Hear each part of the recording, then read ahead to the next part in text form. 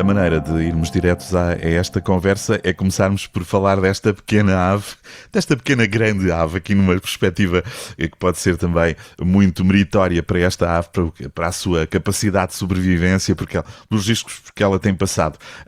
Ricardo Jorge Lopes, que ave é esta? O que é que podemos dizer sobre ela? Ora bem, o crioulo é uma ave da ordem dos passeriformes, aquilo que nós chamamos os pássaros, que são mais de 50% agora das espécies de aves no mundo, e é muito aparentada com uma ave que existe também em Portugal continental, que é o Dom Faf. Pronto, e insere-se numa família de muitas aves que nós estamos muito acostumados a ver, o pintacilgo, o serino, o tentilhão, por exemplo, tudo que são aves granívoras, que quer dizer que comem geralmente sementes, têm geralmente um bico grande, como por exemplo outra espécie irmã, que é o bico grossudo, são tudo espécies que existem todas em Portugal, inclusive esta espécie irmã do crioulo, que é muito parecida, ligeiramente mais pequena e que os machos têm uma cor vermelha muito mais acentuada, enquanto que aqui não, aqui entre as fêmeas e os machos muitas vezes é difícil ver a diferença,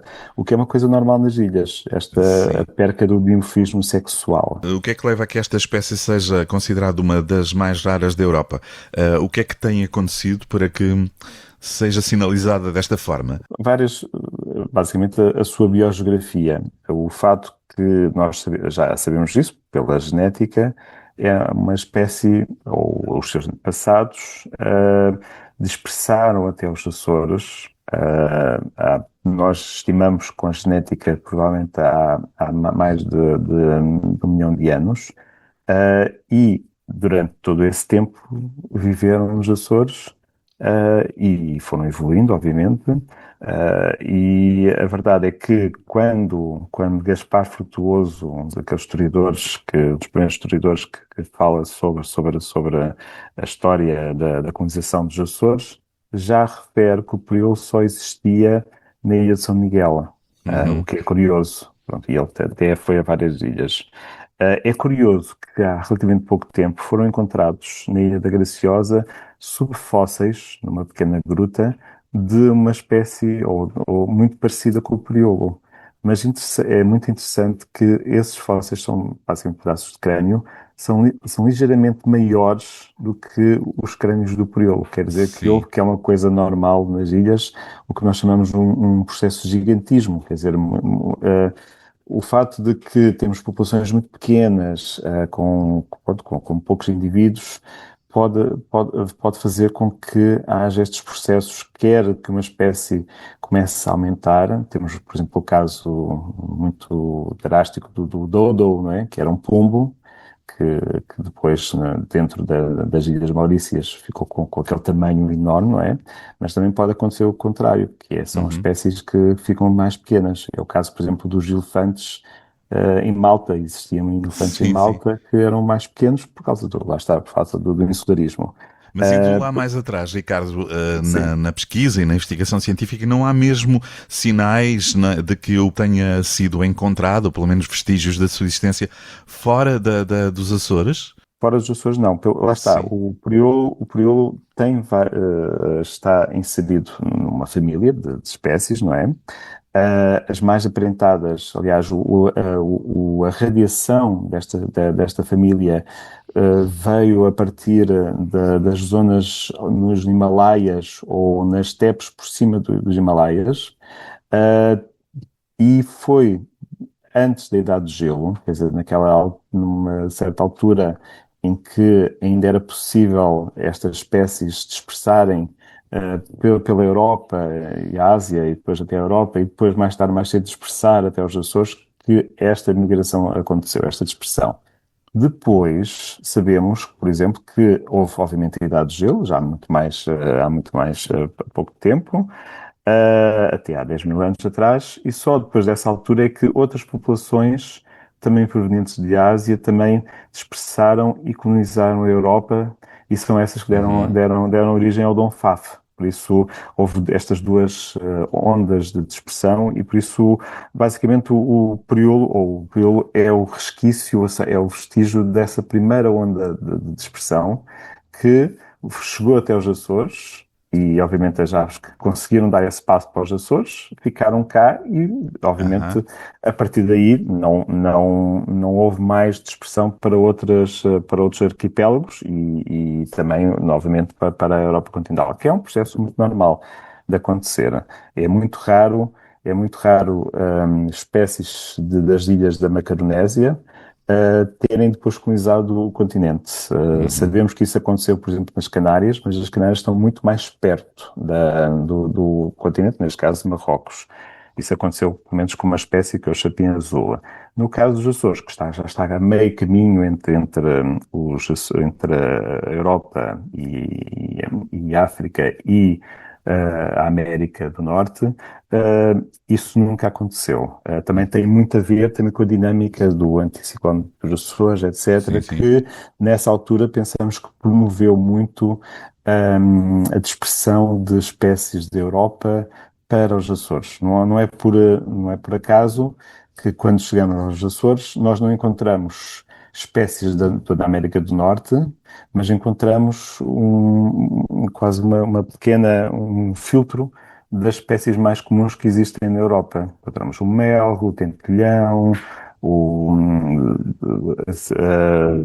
e outras espécies, o pisco-peito ruivo, por exemplo, etc. Tudo espécies que nós, de uma maneira normal, conseguimos ver nos nossos parques, etc. E a mesma coisa com, lá está, uma espécie muito também continental, que que não sobreviveu, não deixou passados na Europa, mas que sobreviveu nos Açores, o crioulo. E que teve este tempo de isolamento de mais de 1 milhão de anos. Aliás, é uma das primeiras, comparativamente com as outras espécies de pássaros, o melro, etc., é uma das dispersões mais antigas. Aham. Por exemplo, o pisco do peito ruivo foi uma das mais recentes. Muito bem.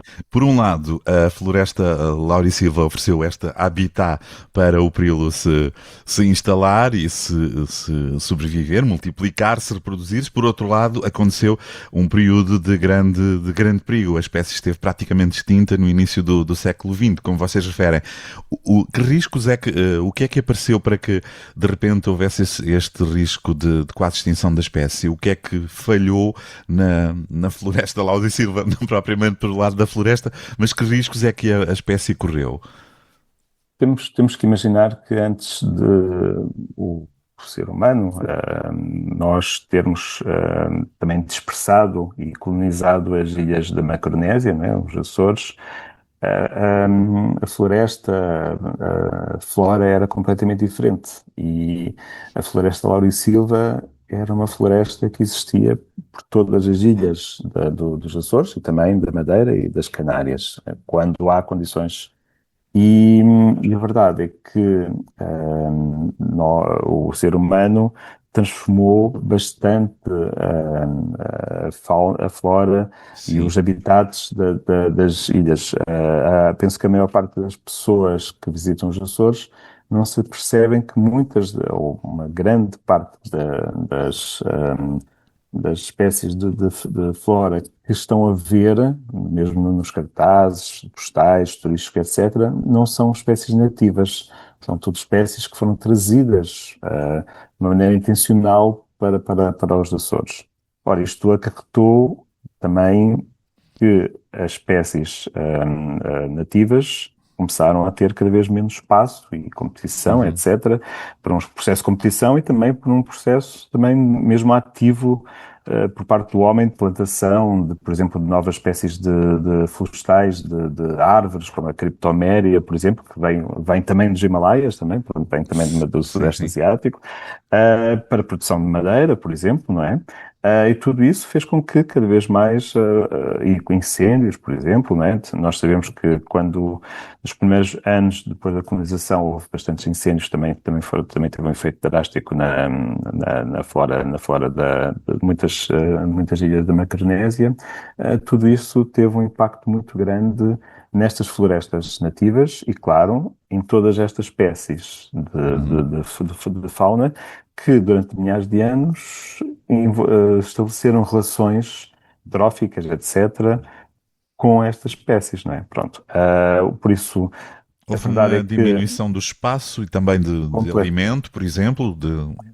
completamente, aliás, Uhum. sabe-se que há relatos que o Priolo, no século XIX, há relatos que era considerado uma peste porque Uma em peste. certo é Uau. verdade, uma peste no sentido que também era uma não sei se sabem, mas os Açores já foi um grande produtor de laranjas, por exemplo, Uhum. nessa altura. Deixou de ser, mas nessa altura era uma peste porque vinha da serra e obviamente vinha, descia para comer, por exemplo, os botões, etc., das Das laranjeiras. laranjeiras, sim, sim. Exato, sim. E por É um isso era dos seus considerado, alimentos, sim. exato, por isso há relatos, Ah, estou pronto, a perceber. há relatos de ser considerado uma peste. O que se sabe é que quando a espécie foi descrita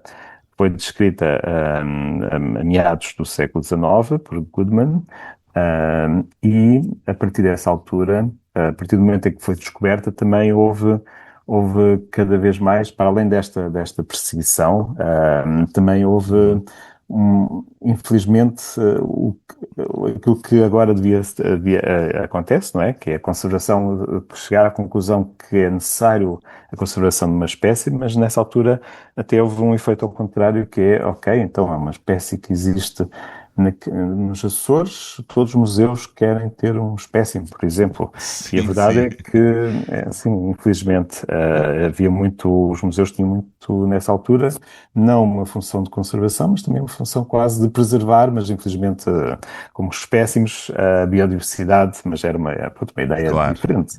claro.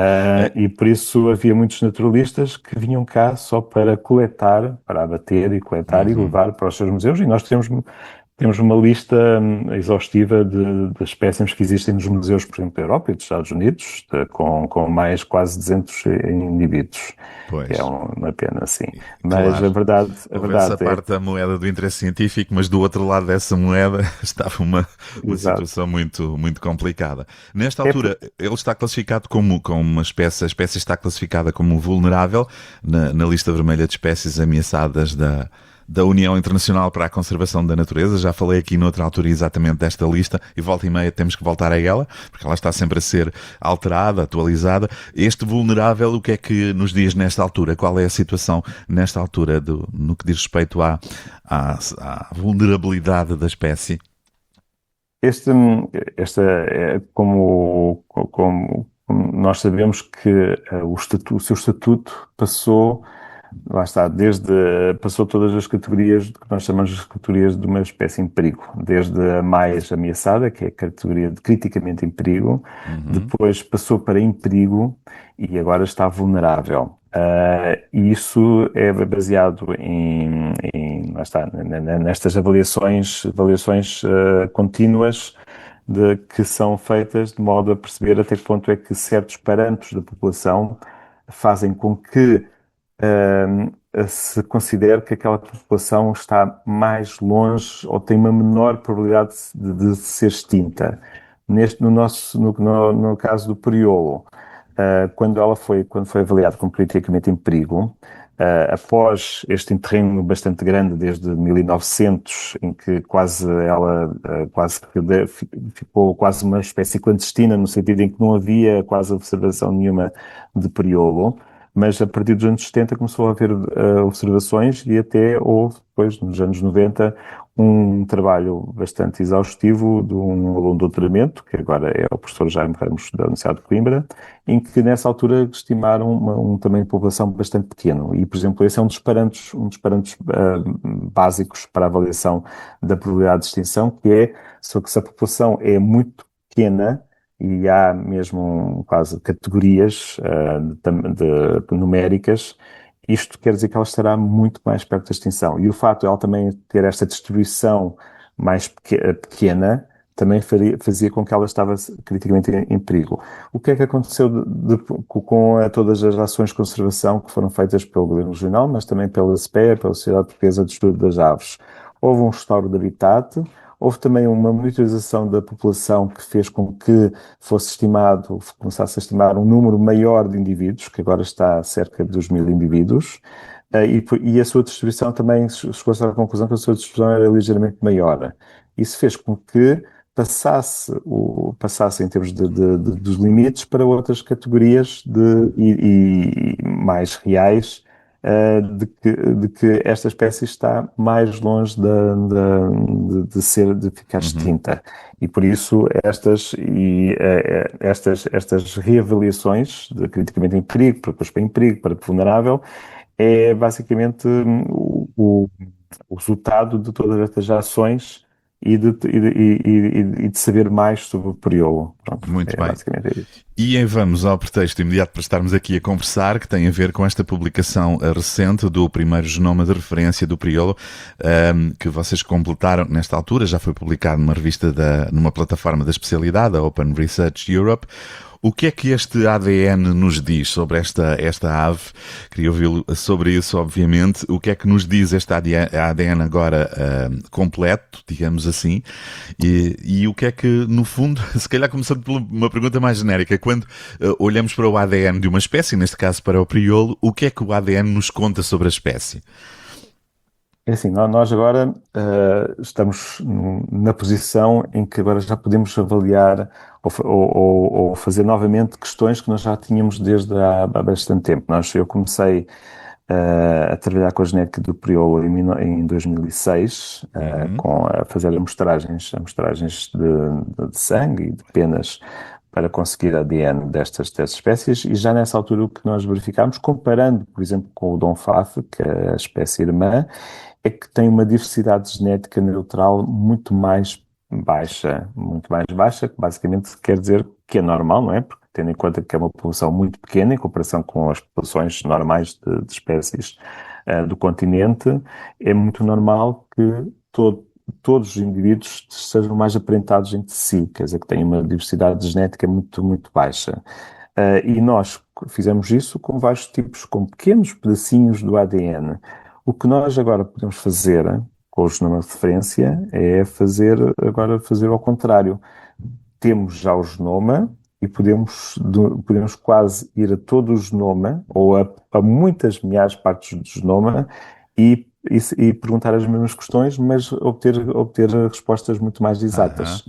E Ex- as perguntas mais importantes, lá está, é, por exemplo, até que ponto é que esta espécie teve sempre este tamanho de população, porque com o ADN nós, e principalmente quando temos o genoma inteiro, nós podemos ir mais longe no passado e perceber até que ponto é que houve flutuações drásticas ou não no tamanho da sua população. Por exemplo, a saber se há 10 mil anos a população era 10 vezes mais, ou pelo contrário, até que ponto é que esta população persistiu sempre com este tamanho da população, por exemplo, ou até que ponto é que o que é que se perdeu quando aquele processo que nós falámos, desde o século XIX até agora, de diminuição drástica do número de indivíduos, o que é que aconteceu também à diversidade genética? Perdemos muita parte dessa diversidade genética, porque Uhum. isso é muito importante, porque por mais que nós tenhamos e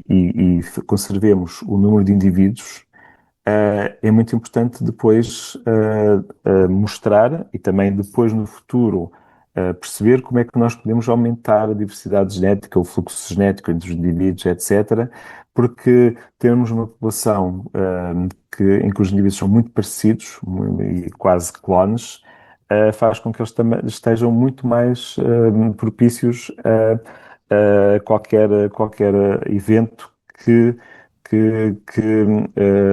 como é que eu ia Que dizer? possa vir a diminuir a espécie, ficam mais Sim, frágeis, têm menos claro. capacidade. Por exemplo, uma A doença, doença, sim, sim, sim. por exemplo, é que nós temos de ter isto muito claro, é que vivemos Sim, numa época de globalização, exato. e já temos vários casos em que, por exemplo, no Havaí, que também espécies muito semelhantes viveram durante milhares de anos sem a ausência da malária aviária, por exemplo, que era transmitida por mosquitos, porque também não havia mosquitos. Nos anos 30, quando chegaram em barcos que tinham água com ovos de mosquito, que também traziam malária aviária, isso fez que em poucos anos várias espécies que não estavam, o seu sistema imunitário não estava não estava preparado, ou pelo menos perdeu essa preparação durante milhares de anos de isolamento, fez com que muitas dessas espécies ficassem extintas. Nós temos que pensar que isso pode acontecer a estas espécies que também estão aqui há muito tempo e cujo seu sistema imunitário, por exemplo, mudou completamente com base nos patogénios que tem, não é? Que são muito menos também, não é? Porque a biogeografia das ilhas explica da mesma maneira que também há menos espécies, também há menos parasitas, há menos doenças, etc. Mas a verdade é que quando um desses agentes patogénicos chega a uma ilha, pode ter um efeito bastante grave, porque de repente espalha-se por todos os indivíduos, porque eles não têm o sistema imunitário preparado. Mas também pode ser outras coisas que existem no genoma, por exemplo, o facto de que muitas espécies têm medo de predadores, por exemplo, não é? E em algumas espécies que em ilhas deixaram de ter esse medo por causa de adaptações genéticas, Sim, sim, de sim. hormonais, etc. E por isso é que muitas espécies estão dóceis, depois Aham. deixaram-se predar não só pelo homem, mas também por outros predadores que nós introduzimos nas ilhas, nomeadamente os gatos, os ratos, por exemplo, E etc. isso está tudo, Uh, isso pode ser lido no ADN.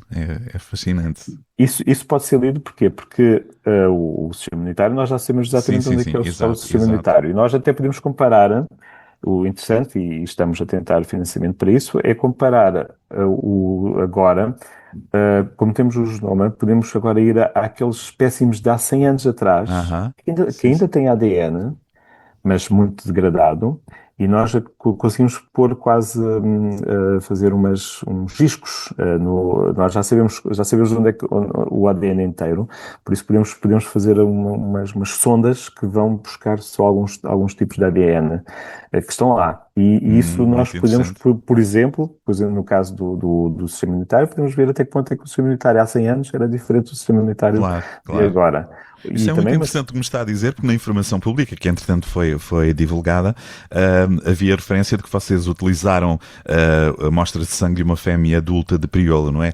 Mas esse exato. foi apenas um dos elementos de análise, pelo que o Ricardo me está a dizer, de facto, essa espécie Isto, de isto são viagem no planos, tempo no planos para ADN o é muito futuro. interessante, não é? Isto são as Sim, questões sim. que nós queremos fazer agora e que estávamos à Daqui para a espera frente, de não é? fazer, claro. Porquê? Daqui para a frente, mas eu também utilizando todas as amostras que nós, durante estas 2 décadas, fomos amostrando. Nós agora Aham. podemos voltar a essas amostras e com estas novas técnicas de sequenciação e baseadas, que estão alicerçadas depois à análise da informação neste genoma de referência. Quer dizer que nós basicamente temos quase o nosso livro, o nosso dicionário e que podemos Estou a usar. perceber, E, sim, assim, sim, e sim, sim. assim o nosso guia, o nosso Claro, guia, o claro. nosso guia. O Antes que é nós não que. tínhamos esse guião ou Claro, guia, claro. pronto, e isso, E, isso vai fazer com que a resolução e o que nós conseguimos fazer sobre estas questões vai ser muito mais preciso, claro. E eu não estou a dizer o priolo foi uma espécie que foi selecionada, mas isto está inserido num problema muito mais vasto em que na Europa e em todo o mundo cada vez mais queremos fazer genomas de referências de espécies que são importantes, polinizadores, por exemplo, espécies que são endémicas, espécies que estão em perigo de conservação, porque sabemos que o genoma é muito importante, ter genomas de referência, quer dizer, genomas de uhum. alta qualidade, genomas que abarcam todos os cromossomas. Isso vai ser muito importante para o futuro dessas espécies. E em que é que esse conhecimento, que agora está reforçado, pode implicar ou pode levar a decidir novas atitudes, novas formas de intervenção, de preservação da espécie? Porque uma coisa era, quando há pouco o Ricardo referiu, é a quantidade de animais, não significa que a população não esteja a sofrer riscos, não é? Porque pode estar, do ponto de vista do ADN, está vulnerável. Saber que há uma diversidade baixa, genética baixa, e que isso coloca a espécie em risco, obriga-nos a pensar em métodos de intervenção para alterar esta diversidade. Como é que se altera a diversidade genética no caso do priolo? Uma coisa é alterar as condições de vida e aumentar o número de exemplares, mas é possível entrar ou dar uma ajuda a que a diversidade genética aumente? Claro, isso já em muitas espécies, de várias maneiras, algumas mais intervencionistas que outras, foi necessário. No caso, vamos desde as coisas mais simples, que é chegarmos à conclusão que, e a verdade é que o habitat em que o Priolo se insere, que ela é uma zona com grandes elevações, com montanha, com planaltos diferentes, etc., isto pode fazer com que, mesmo para o Priolo Mave que voa, não é? Parece que é contínuo e que elas se distribuem nesta zona que até é pequena, não é? Mas pode ser que haja isolamento, isolamento pela distância, isolamento entre zonas de montanha que estão divididas por valas, etc. Aquilo que nós chamamos a genética da paisagem. Nós podemos Uhum. agora ir a esse nível e podemos ver até que ponto é que isso são bloqueios, quer dizer isso seria altamente perigoso para uma espécie que já é tão pequena, a quantidade é tão pequena, haver tipo aldeias, quase podemos dizer, aldeias que estão isoladas e que não interagem e não comunicam entre si geneticamente. Por isso queremos fazer essa descrição, Sim, perceber sim. até que ponto é que existe porque no melhor cenário existe um fluxo genético em toda a sua distribuição, certo? Ou, no pior cenário, existe mesmo uma segregação de algumas zonas em que eles não interagem com outros indivíduos. Pronto, essa descrição pode querer dizer que algum habitat esteja em pior condições, por exemplo. Como eu disse, uma das coisas que é feita são ações de restauro do habitat, Uhum. retirando, por exemplo, zonas criptoméria, que é uma esta espécie muito densa de florestal que existe em muitas partes da distribuição do Priolo, e restaurar as zonas de floresta laurisilva. Isso vai aumentar as condições para que haja mais fluxo de indivíduos e isso vai aumentar indiretamente depois A o diversidade fluxo genética. genético. Sim, sim. Exato. Por isso, Uhum. isto são medidas mais indiretas, Sim, sim. mas E que que precisam os de algum nossos tempo dados, também, não é? e claro, mas os nossos dados podem dar essas Dar essas informações. indicações. Se, Já há se, exemplos noutras espécies de que esta intervenção que o Ricardo acabou de referir tenha dado resultado no ponto de vista da alteração ou do aumento da sim, diversidade genética? Sim, o restauro do habitat, claro que vai, sim, obviamente demora mais tempo, claro. mas o restauro do habitat, quando faz com que diminuam, por exemplo, estas zonas de atrito espacial entre as espécies, não é? De modo que quase crie corredores de dispersão entre as espécies, faz com que mais tarde ou mais cedo haja, obviamente, um aumento da diversidade genética. Claro, o que eu também queria dizer é que, obviamente, se virmos que há mesmo uma diminuição drástica da diversidade genética, poderá haver também translocação de indivíduos entre zonas, por exemplo, para aumentar essa diversidade genética. Claro, e obviamente, num caso ainda mais drástico, obviamente que muitas vezes há a recuperação de uma espécie com reprodução em cativeiro, aumentando o número de indivíduos que é produzido e também a reprodução em cativeiro tem técnicas em termos de quantificação genética para aumentar a diversidade genética. Isso já foi feito em algumas espécies, por exemplo, nas Ilhas Canárias, com o tenteão azul, por exemplo, também era uma espécie muito parecida, lá está, também uma espécie da mesma família que só existe numa ilha nas Canárias e que foi necessário a reprodução em cativeiro para aumentar o seu efetivo. Mas essa espécie já estava num processo de o que nós chamamos um vórtice de extinção que o Priolo, felizmente, não está. E nós queremos que não chegue, obviamente, nunca Exato. Sim, sim. a essa fase. O Muito que bem. queremos é que, principalmente o restauro do habitat, principalmente, e a sua proteção, coisa que antes não havia, não é? Cada vez mais há zonas, não só por causa do período, mas também por causa dos habitats prioritários que existem nesta zona, há uma conservação efetiva e ativa destas zonas, por exemplo, com a produção de espécies nativas em viveiros, para a translocação para zonas naturais. Há vales inteiros que estão a ser restaurados, por exemplo, não é? Para cada vez mais ter as condições melhores, não só para o crioulo, mas para muito mais espécies. O interessante também é perceber que estas ações que são o alvo, são o crioulo, também são assim, efetivas para muito mais espécies de aves que existem, aves e fauna que existem nos Açores. Muito bem. Estamos a promover basicamente um ecossistema ao mesmo tempo que estamos a fazer a promoção da conservação do crioulo. Muito bem. Ricardo, só para terminarmos um minutinho, o que é que está na agenda de trabalhos daqui para a frente? Nesta altura estamos aqui a conversar, o Ricardo está nos Açores, está no terreno, digamos assim, a continuar os trabalhos com o Priolo. O que é que está para a frente, agora após a publicação do genoma, o que é que está para a frente nos tempos mais próximos no vosso trabalho? Posso começar já por aquilo que Sim. estou aqui a dizer, porque para além da genética, cada vez mais queremos que a monitorização da sua distribuição seja feita da melhor maneira, porque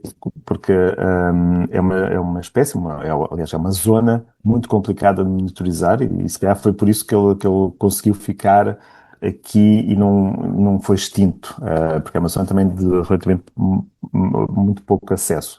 E por isso estamos a testar, agora na altura que simultaneamente está a ser feito o Atlas do Priolo, com imensos voluntários, com mais de 60 voluntários que estão a contar, na próxima quinta-feira vão contar em mais de 100 pontos, que todos os períodos do mundo, aliás, o slogan é mesmo esse, vamos contar todos os períodos do mundo, mas ao mesmo tempo eu vou testar gravadores autónomos, gravadores acústicos que vão ficar nos mesmos locais e que vão gravar os sons durante vários dias e que vamos testar até que ponto é que as novas metodologias de identificação automática com Machine Learning poderão suplementar e complementar a monitorização do Priolo e assim conseguimos com esta rede de gravadores acústicos conseguimos seguir os Priolos e aumentar o que nós sabemos sobre a sua monitorização em vez de só ter estas estimativas baseadas num só dia.